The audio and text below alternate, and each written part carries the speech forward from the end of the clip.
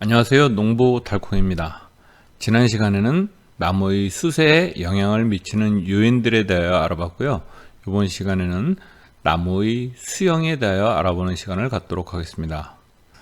나무의 수영을 구상을 할 때는 나무란 가지와 뿌리가 특정한 비율로 성장을 하기 때문에 그 나무의 뿌리가 가지고 있는 성격부터 파악한 다음에 수영을 구상을 하는 것이 바람직하다라고 말씀을 드렸습니다. 예를 들어서 사과나 대추, 배, 감나무 같은 경우는 뿌리가 심근성이기 때문에 주간형이나 변칙 주간형 또는 세장방추형 같은 수형으로 다 만드는 것이 바람직하고, 복숭아, 자두, 매실, 살구, 체리 등과 같은 핵과류들은 뿌리가 얕고 넓게 분포하는 청근성이기 때문에 이런 나무들은 개심형에서 변형한 개심자연형, UFO 수형, KGB 수형, VUF 수형 등으로 다 만드는 게 바람직하다라고 말씀을 드렸습니다. 과일나무의 수형을 그림과 사진을 통해 살펴보도록 하겠습니다. 주간형과 개심자연형 같은 경우는 이미 사진이나 자료들을 통해서 많이들 보셨을 텐데요. 변칙 주간형 같은 경우는 처음에는 주간형으로 키우다가 일정 시간이 지나고 나면은 개심형식으로다가 나무를 바꾸는 겁니다. 수형을. 자, 변칙 주간형의 나무 수형을 한번 보도록 하겠습니다.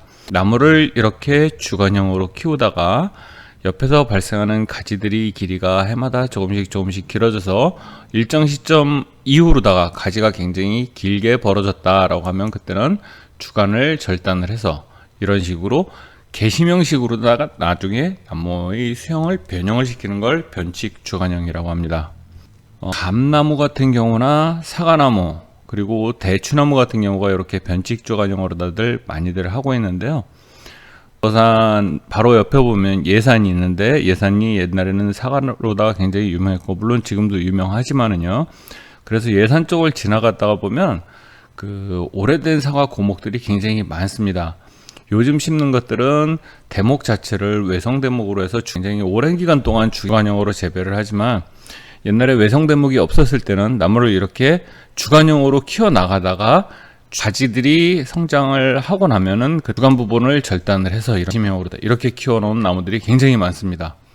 감나무들도 보면 처음에 보면 이렇게 개심형 아니냐라고 이렇게 생각하시는 분들이 있는데, 감나무 같은 경우는 대부분 개심형보다는 변칙 주간형이 많습니다.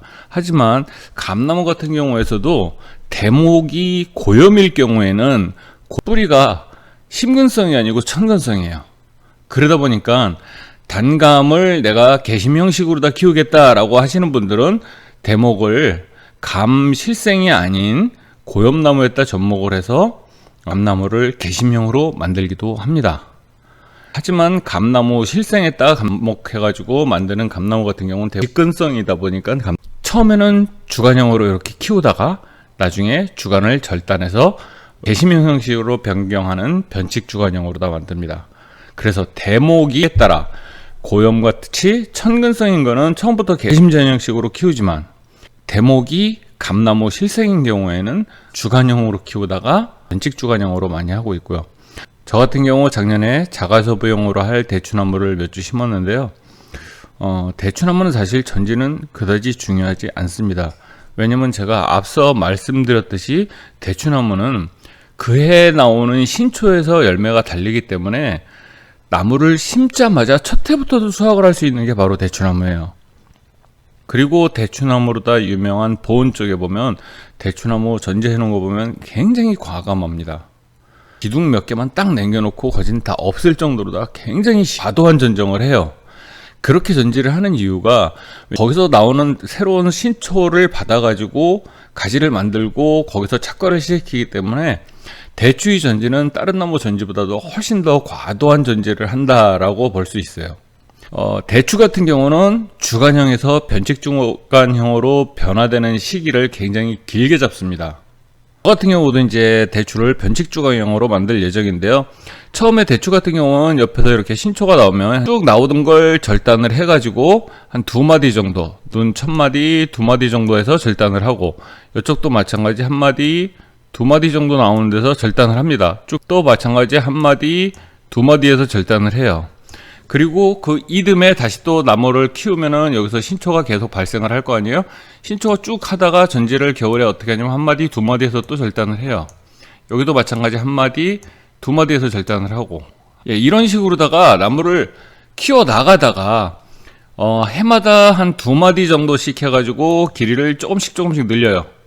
그래가지고 일정 규모 이상으로다가 가지가 늘어나게 되면 그때는 주간 부분을 절단을 해가지고 개심 형식으로다가 바꿔주는 게 바로 변칙 주간형입니다.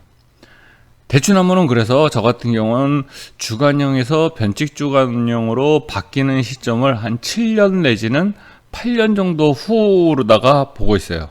그 전까지는 주간형으로 키워나가면서 1단, 2단, 3단 이런 식으로 키워나가면서 하다가 이 가지들의 길이가 어느 정도 충분하게 성장을 했을 때는 위에 있는 거는 수확이 불편하기 때문에 주간 부분을 절단하고 가지 3개를 주지로다가 하는 방식으로 해서 변칙 주간형으로 변형을 할 예정입니다.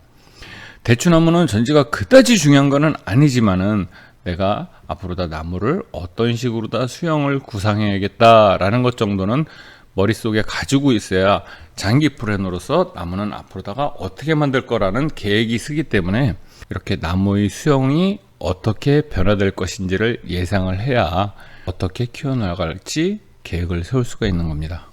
다음으로 다 볼 거는 개심 자연형과 Y자 수형의 사진입니다.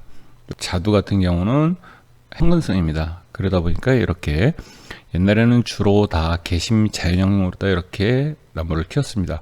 주지를 1개, 2개, 3개 이렇게 3번 주지나 2번 주지 정도로 다 해서 옆에서 측지를 발생하고 가운데를 벌리는 개심자연형으로 옛날엔 재배를 했는데 요즘은 개심자연형보다 오히려 이 Y자 수형으로다가 굉장히 많이 합니다.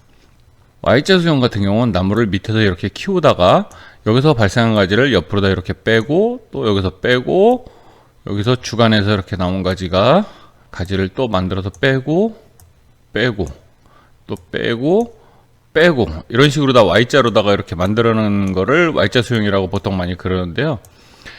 요즘은 이 Y자 수형을 이렇게 주간에서 바로 가지를 여러 개서 받는 것보다 여기서 약간 변형이 된 VUFO 수형으로다가 많이들 합니다.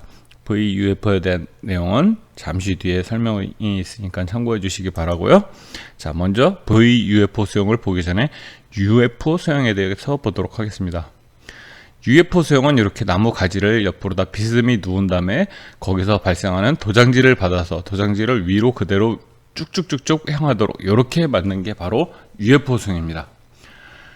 그러면 이 공간들이 다 채워지고 여기 가지가 옆으로 다 뻗는 게 아니고 위를 향해서 그대로 뻗기 때문에 좀 밀식이 가능하고 햇빛도 굉장히 골고루 잘 듣게 되는 수형입니다. 자, VUFO 수형을 만들려면 제일 처음에 나무를 심어서 주간을 이렇게 옆으로 다 비스듬하게 45도 정도로 다 누인 다음에 가지를 여기서 2차적으로 한 번 더 이렇게 누워줘요. 그러면 가지 모양이 이런 식으로다가 누워지게 되고 이렇게 누워지면 누운 가지에서는 도장지가 발생을 하기 때문에 여기서 나오는 도장지를 활용을 하는 겁니다.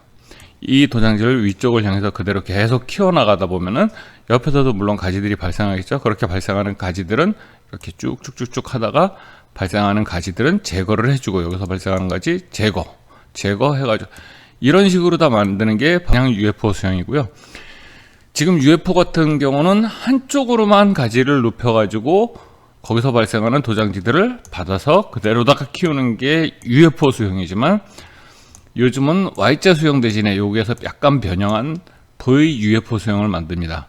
자, VUFO 수형을 보시면 조금 하자를 해볼게요. 지금 VUFO 수형입니다. VUFO 수형은 어떻게 되냐면 주간에서 가지를 먼저 2개를 나무 주간 방향, 나무들이 있는 방향으로 다 이렇게 2개를 눕혀요. 유인을 한 다음에 여기서 나오는 도장지들이 이렇게 발생하면 도장지들을 하나는 왼쪽, 하나는 오른쪽, 왼쪽, 오른쪽, 왼쪽, 오른쪽, 왼쪽, 오른쪽, 왼쪽, 오른쪽, 왼쪽 이런 식으로 지그재그로 다 해서 Y자 모양으로 다 벌려주는 겁니다.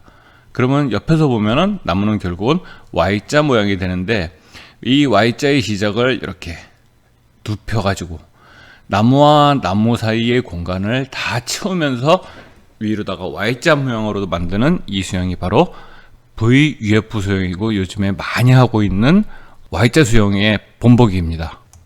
요거 같은 경우는 처음부터 이렇게 두 개로 다 빼지는 않았고요.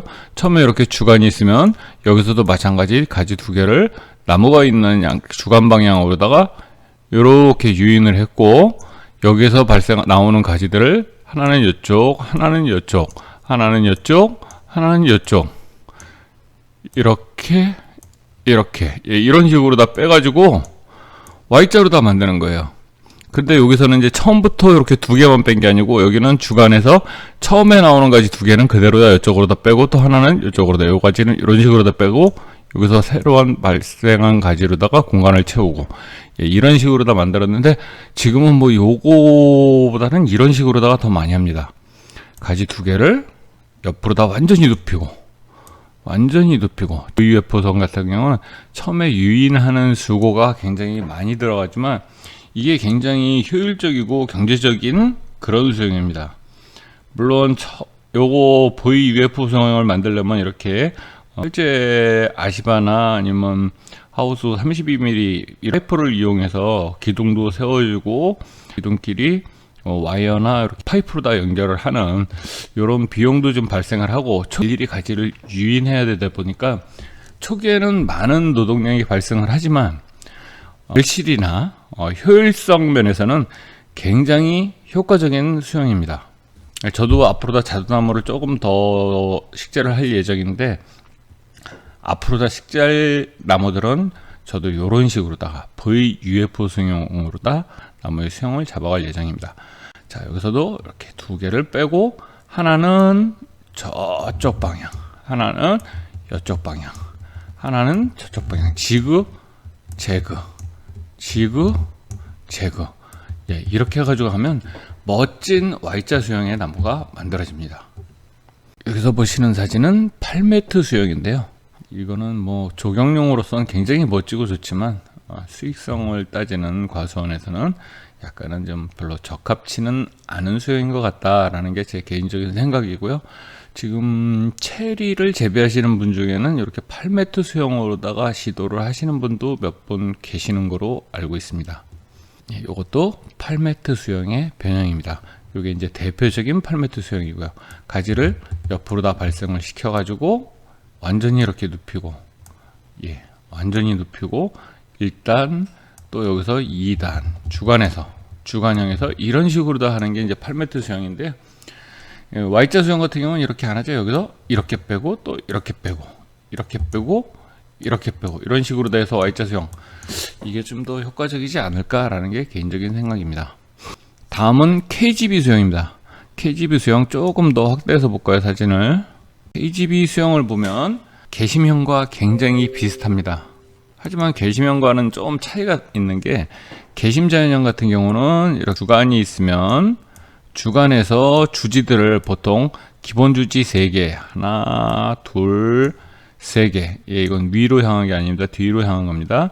이거 비스듬하게 할까요? 이건 지우고, 이렇게 3개의 주지를 만든 다음에 보통 개심자연형 같은 경우는 이 주지 세력은 강하게 키우고, 여기다가 부주지들을 발생을 시키고, 부주지는 주지보다는 조금 세력을 약하게 만들고, 이렇게 또 부주지 만들고, 부주지 만들어서 이렇게 공간을 채우죠. 공간 채우고, 공간 채우고, 또 이 부주지에서 측지들을 발생시켜 가지고 열매를 달게 하는 이런 방식이 이제 개심 자연형인데, KGB 수영과의 차이다라고 한다면, 개심 자연형은 이 3개의 주지 세력이 굉장히 강하게, 중심 가지는 강한 세력으로 다 하고, 나머지 부주지나 측지들은 좀 약한 세력으로 다 만드는 게 개심자연형이다 라고 한다면은, KGB 수영 같은 경우는 개심자연형과는 좀 달리 별도로다가 주지를 만들어서 주지 세력을 강하게 키우는 게 아니고, 이 위로 발생하는 이 가지들의 세력을 어느 정도 다 비슷하게 맞춰주는 게 바로 KGB 수영입니다. 3개의 기본 주지로다가 거기서 더 살을 붙여서 결가지를 만드는 게 아니고, 바로 위로 쭉쭉쭉쭉 여러 개의 가지들을 끌어올리던 수영이 바로 KGB 수영이고, 여기서 핵심은 각 가지 간의 세력이 비슷비슷해야 된다라는 게 KGB 수영인데요. 이게 생각만큼 그렇게 쉬운 수영은 아닌 것 같아요. 일부 체리에서는 좀 하고 있는 거로 아는데 글쎄 저는 아직은 시도를 해보지 못했습니다. 어떻게 보면 개심 자연형보다는 조금 효과적이다 그리고 좀 쉬울 것 같다라고 했는데 막상 뚜껑을 열어서 해보면 그렇게 쉬운 수영은 아닌 것으로 판단이 됩니다. 네, 지금까지 과일나무의 다양한 수영에 대하여 알아보았고요. 다음 시간에는 과수의 정지전정에 대하여 알아보고 정지전정을 할 때 고려해야 할 나무의 생육특성과 결과습성에 대하여 알아보는 시간을 갖도록 하겠습니다. 긴 시간 동안 시청하시느라 수고 많으셨습니다.